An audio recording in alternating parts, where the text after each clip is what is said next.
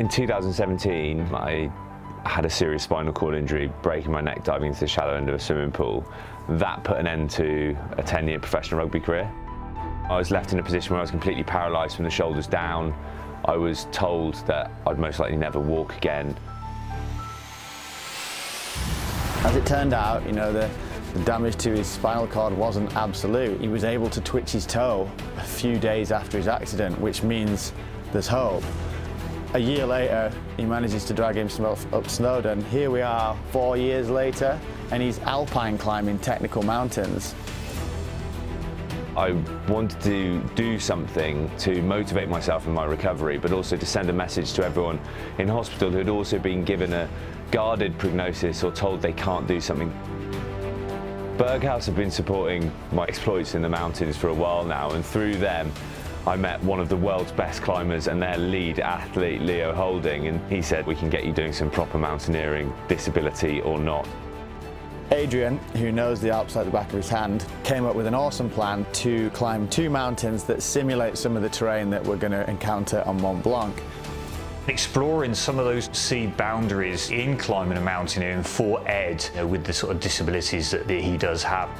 My movement's not great, my left side doesn't function properly, my right side's got no sensation, I suffer with bladder, bowel function, temperature regulation issues, all of the weird and wonderful things that come along with a spinal cord injury.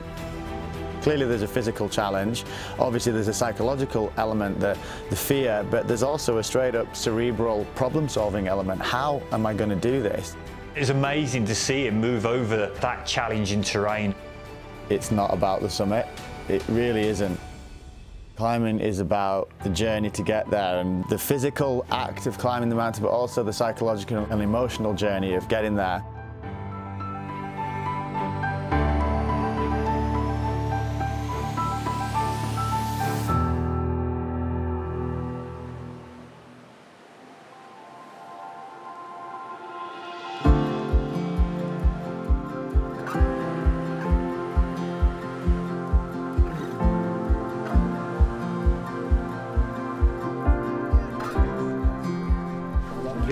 You right? Yeah, good, yeah. Good to see you. Not too bad. Yeah. Been here for a few days? Yeah, been here for a few days. You brought the weather with you, which is nice. Yeah, for a couple of days. Yeah. You right? Good to see you. Good to see you too. You right? How have you been? Yeah, really good.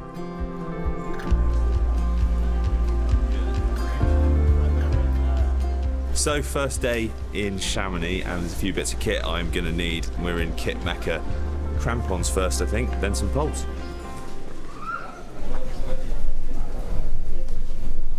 Trying to find the right crampons for me, because we've got to do some work to take the front spikes off. To mod it for your left, chop these down a bit, maybe almost half. You don't want them to catch, do you? No. So maybe those ones down a little bit too.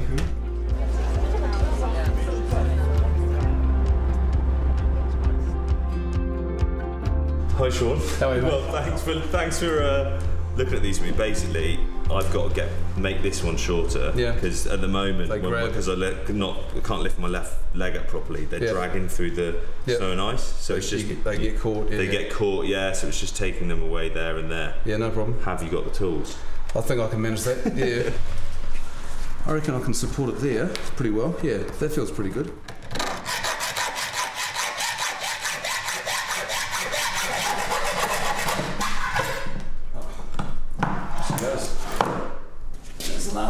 There we go then. Jobs are good, and is it, Sean? There's your 14th, mate. You can take them with you, just in case you want to stick them on. Call the dentist.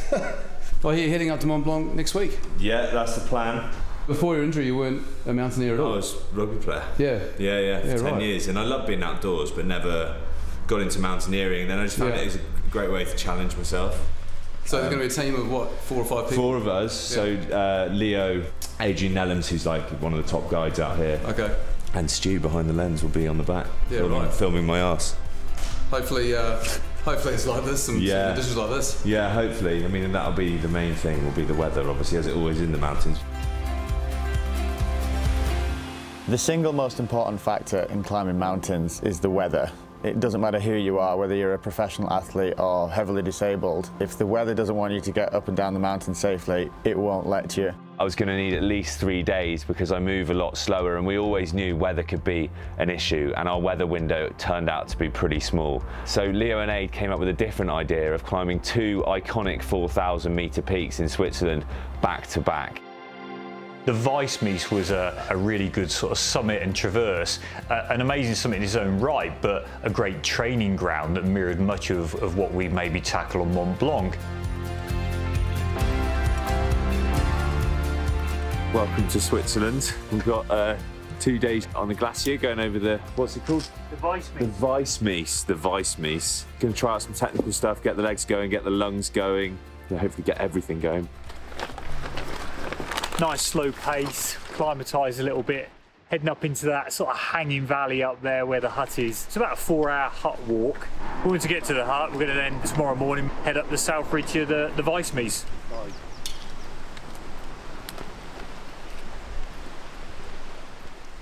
Nice. Oh yeah, wild raspberries. Good start.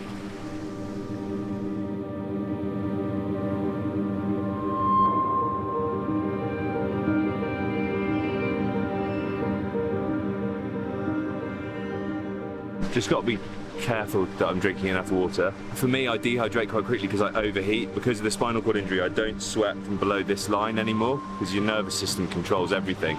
You know, I can't ventilate through my skin from here down, so I'm effectively only a third as efficient at cooling myself. I mean, these shirts are great actually for drying out and keeping me cool, but I've been sweating a lot, and you don't just lose water, you lose all your salts, so making sure I get salt tablets in.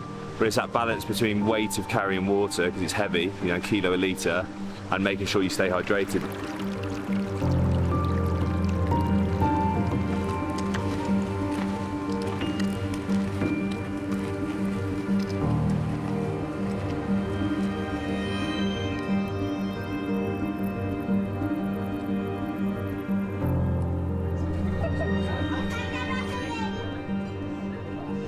Part of the acclimatization process. Drinking beer. This is the hydration. This is the bit It's the key hydration. This is the bit I've been training hardest for as well. So I'm hoping to excel.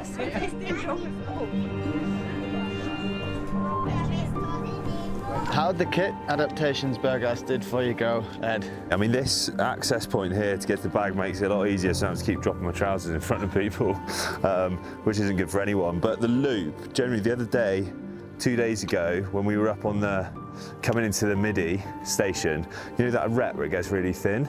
There was a boulder sticking out one side, and you couldn't go round to the right because it was just straight cliff, and round to the left I had about this much room, and because I can't balance on my left leg I couldn't step that way, so I had to grab the rock, pick my leg up, move it round like that, and then come round that way. And I honestly don't know, I'd still be there now, I reckon. So it's the handle, basically? The handle, this handle, so I can manipulate this leg, because I literally can't pick it off the floor by myself. We'll put it to the test tomorrow, eh? It could be quite key, really. I suppose that's the thing with all these adaptations. When you think about them, they're not, you know, groundbreaking or inventive. They're actually quite basic, and so hopefully they can be made quite easily to anyone's kit. Potentially, yeah. If they need the same sort of things. This access point to the cath bag's perfect when you have a pint for lunch.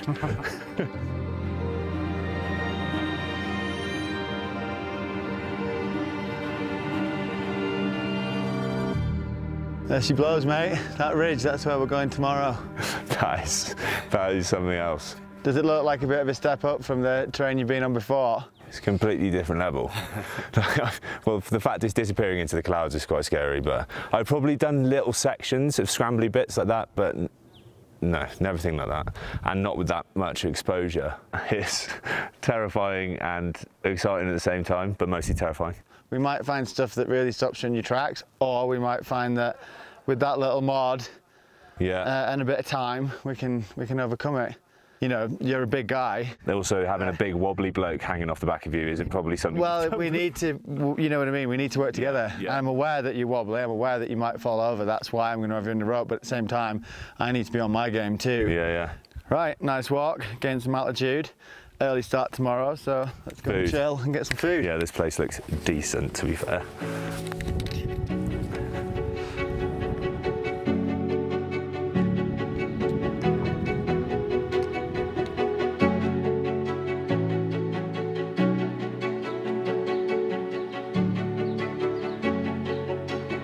To take on the Weissmies, it meant a very early start. Rolled out of bed, stumbled outside, and were met with this unbelievable starry night.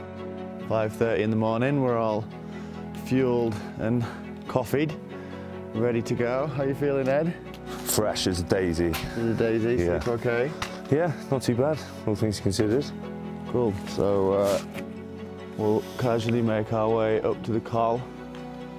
Hopefully it'll get light around there. Harness is on and then we'll start heading up the ridge. Some technical terrain. The first couple of hours were in pitch black, head torches on, rocky terrain. As we looked up the ridge to the top of the mountain, it was about 600 meters vertically. And I actually thought that Leo was joking when he said we were going up there, because I've never done anything like that before. And what unfolded was 5.5 hours of the most scary, exciting climbing I've ever done in my life. So is that going to be solid? No. Definitely not. You sure? But that is. That is. Yeah. Okay.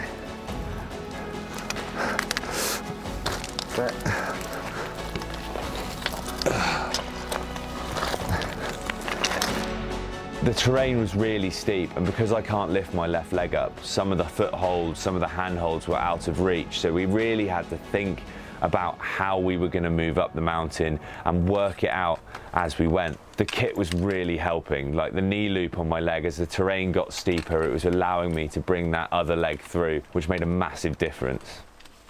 Ed's doing really well. It's just certain angle that catches him out, and the bigger steps. This is classic alpine ridge scrambling. It's definitely time consuming, and it's interesting, it's not super predictable what he finds hard.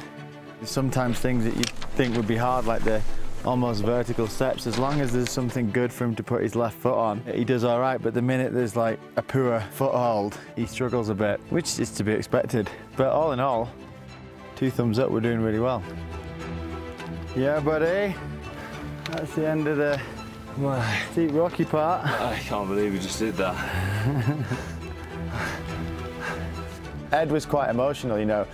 I don't think he realised what we had in store for him, and that getting to the top of a mountain that requires your hands was a bit of a revelation for him. And it's a proper pointy mountain with no easy way up or down. But sharing that moment, introducing someone to the joys of proper climbing is a real gift. Wow, that was unbelievable. Literally, I can't believe I just did that. Good fun though, isn't it? Oh my God, it was amazing. Terrifying, interesting. The steeper it is, the more fun it is. You man. had that adrenaline rush that you get from getting to the summit like 30 times. And it's not just slogging on, you know, it's not just kind of head down, get on with it. It's constantly, right, what am I going to do next? Yeah. Where am I going to put my hand? Where am I going to put my foot? How can I get around this? Where there's a will, there's a way, eh? Especially when you got these two with you. I don't know who was more nervous, me or them, when I was attached to the back of them. Reaching the top of the mountain, I just had this overwhelming feeling of disbelief, really. I literally couldn't believe what I had just done. We had just plugged away, and I was just focusing so hard on the next movement that when all of a sudden we appeared on top of this 4,000 meter peak with a snowy ridge disappearing off to the summit, I was just in shock. The old cliche in climbing is, you know, the top's only halfway. Thanks to exceptionally good surface conditions on the glacier, we all got down probably almost as quick as a standard party. One thing I've really noticed with Ed is, because it's his flexors that don't work, that doesn't matter when you're going down. You don't need to lift your leg up. You can just, you know, throw it forwards and it's going down. So we move way quicker on the downhill. It was just the most mental day I've ever had in the mountains. Amazing. Coming down on the lift, I was still pretty euphoric. I thought, wow, I've really pushed the limits there. I've hit the extremes. Little did I know, there was more to come. The Horn was the sort of second summit that we were doing, and yes, I chose the route because I wanted it to be more snowy, more icy, and really sort of challenge us in a slightly different way through getting onto that sort of steeper, icy ground where you're going to have to now start using an ice axe rather than just 2 ski poles. When we arrived at the bottom of the Alanenhorn, I remember looking up and thinking, wow, this is pretty full on. And the first thing that struck me was we were walking up a very steep glacier. The day before had been rock climb. This was going to be a slog up snow and ice. It's a challenge for most people that get there because it is steep and it requires quite a bit of upper body strength as well as careful placement of your feet that have crampons on while you're climbing over that rock. So that's an added challenge in itself. To be honest, I think you're going too quick. Yeah. Like, that's faster than the pace I would walk, and you're going to be blowing out your backside. Yeah. My legs were burning, my lungs were screaming, and as we approached the summit, I looked up and there was a 15-meter vertical rock face. There's like a chain, and they've actually chipped footholds up it, so it's not as challenging as it looks. But it was quite funny from my perspective seeing Ed's face when we got there. I don't think he quite realised we were going to be facing a 50-foot vertical cliff near the top of a 4,000-meter snowy mountain. Aid and Stu went up, and then Leo went up to fix an anchor, fix the rope, and then effectively he goes, right, ready now. And I've only known Leo for a total of about 4 days in the last 6 months, and now I'm putting my life in his hands, and that's been one of the most amazing things about this whole process. Right, you've got two options now. I'd rather go rock. Okay. I think Don't have the better footholds. the chains move. Same again on this next ledge. Move it over a bit more and point it straight in, that's it. Bit by bit, he explained where to put my feet, where to put my hands, and we worked it out, and unbelievably, I was climbing a cliff face at nearly 4,000 meters. Right. Okay. It was absolutely terrifying. It was absolutely terrifying, but so exciting at the same time.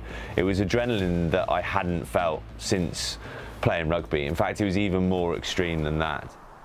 The snow conditions were changeable, and some points the snow got deeper, which meant I was really struggling to clear my leg. Fortunately, with the adaptations on the trousers, I was managing to lift my leg through, and I remember moving and feeling like this was the best that I'd ever crossed snow and ice. It wasn't easy, it was definitely taking it out of me, but it was happening. We arrived on the summit ridge, and there was this really icy slope. And I think that was probably the first time I really felt like a mountaineer.